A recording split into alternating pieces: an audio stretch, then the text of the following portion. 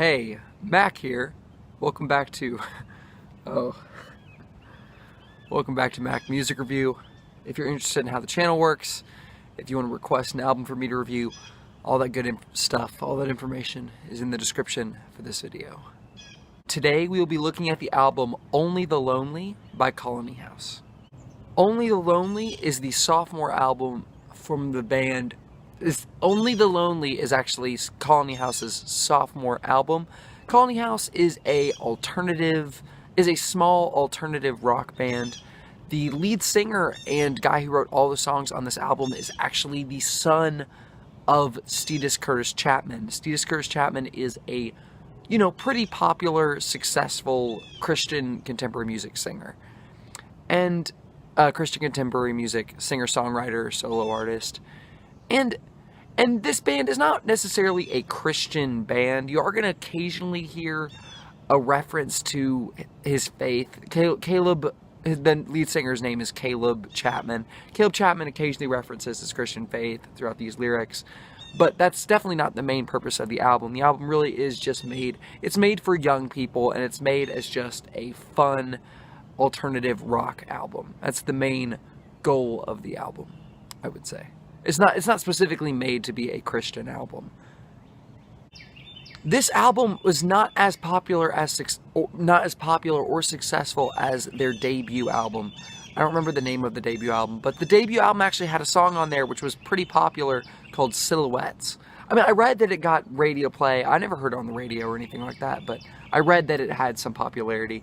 This album, not so much. It does have one of Colony House's most popular songs, You and I. But besides that, this album isn't super successful. This album actually has 13 tracks. One of the tracks is a non-song. It's like an interlude. So really, it's more like 12 full-length songs, one interlude, and it ranges at like 44 minutes, so about standard length for an album. Worth noting about Colony House, kind of like Moon Taxi, Colony House is really known for being a live band. These guys, their touring schedule is absolutely relentless. I mean, they are always on tour. Usually not like their own concert. Normally they're opening for someone. They're like the small opening act. They've opened for Need to Breathe, Switchfoot, I think Judah and the Lion, other bands as well. These guys just constantly touring. And I think that's a lot of their reputation, a lot of their popularity does come from opening for these live shows. That's where most of their fan base comes from, I would guess, since they don't really have any hits. The music on this album is majority of the music on this album is really, really upbeat, energetic alternative rock. Sometimes insanely energetic, like on the song 320, You and I, 1, 2, 3, 4, and then You Know It, and a bunch of other songs on this album. Just tons of energy in the singing and the music. It's just really energetic, like almost like pop rock. Except interestingly, worth noting about the music is there's very little electronic elements or computer polish on these songs. There might be, but I'm not noticing it. This album mostly sounds like very real rock music. Tons of guitar, tons of drums on this album. Mostly just, it sounds like rock music. This is an alternative rock album that actually sounds like rock music with little electronic or computer polish. At least from what I can tell. There's very little overt computer edited music on this album. Occasionally this album does go into slower territory, like on the song Follow Me Down, Where Your Father's Been, Lonely. But all of those, they do have big moments, and they do have times where they get kind of loud, but they're also like a lot slower in pace than most of the songs on this album. They're more slowly sung.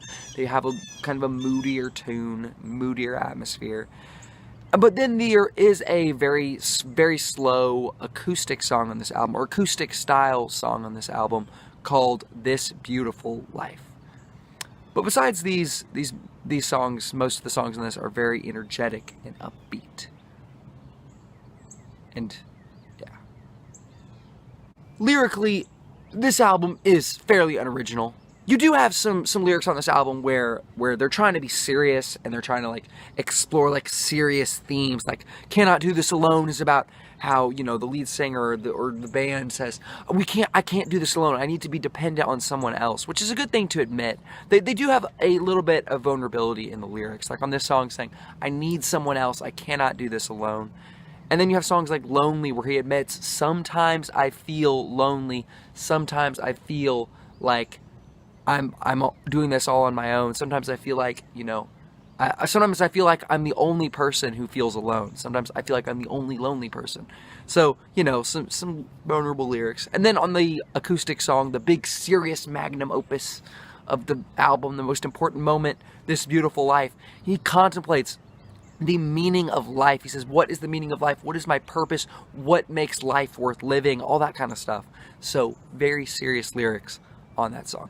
But most of these songs, like "You Know It" or "I Want It All," most of these songs are just kind of are love songs. A lot of these songs on this album are just, and "You and I" also, 1, 2, 3, 4, there's are all kind of love-centered lyrics on those songs. Time to hop into the review. What do I think of Colony House's sophomore album? Let me tell you. In terms of music, this album is super duper enjoyable. Most of these songs are super fun and just sound really good. And they're just stuff that you can rock out to, something that you would love to like play in your car or just have a good time listening to. Like just listen to just to feel good. They're feel good rock songs that actually do make you feel good. A great example of this would be, I would say the first song on the album, "Cannot Do This Alone." The song is very big, it's very epic, it's kind of grand, and it's supposed to be kind of emotional, and I think it does pack a punch. I think it really does feel grand and really does feel epic and kind of get to you. Like, wow, it's a cool song. The songs 1, 2, 3, 4, and "You and I" just sound awesome. 1, 2, 3, 4 has great guitar work. It just sounds great guitar through that song, and the chorus just is epic. "You and I" has excellent drums and guitar at the beginning of the song, at the end of the song, throughout the whole song. That song, if I had to tell you to listen to one song on this album, it would be "You and I." It's just a hit. It just sounds so good. It just sounds so awesome, so epic, so cool, so fun. It's just a really good song. And then another song on here that sounds really good is "Where Your Father's Been." This song has really cool, the music on this song is much more original. It's very different from the other songs on the album. And it has really interesting progression where the music changes throughout the song. And it just sounds really good. That one sounds really good. And I would say most of the songs on this album either sound good or great. What I do have to say about the music, I do think all the songs on this album do sound either good or great, but I don't think the music is terribly original. It is fairly organic and is fairly real sounding music with few electronic elements and few computer edited things. But it does feel a little bit, it's not terribly original. The music is not terribly original throughout the album. The music is not terribly diverse throughout the songs. A lot of the songs kind of sound very similar to each other. Yeah. The lyrics on this album are really not bad for the most part. They're just, the lyrics are not, on most of the songs, most of these songs are kind of love songs or they're kind of just generic kind of songs that don't have a super specific theme, the lyrics are not like amazing or not great. Some of the songs, there are some good lyrics on this album, some songs with good lyrics. Just the majority of this album, not terribly original in terms of lyrics. One of the songs with, I would say, weaker music, because I'm not really feeling the chorus on the song "Was It Me?" But "Was It Me" does have good lyrics about being in a relationship. And this is one of the other songs that shows a little bit of vulnerability. And it's like, it's a relationship where they had a fight or something's not going right, or it feels like the relationship is it's going to end in either a breakup or a divorce. And he's saying, hey, was it me? Was I the one responsible for this relationship not working out? And he originally sounds kind of sarcastic, like he's blaming his partner.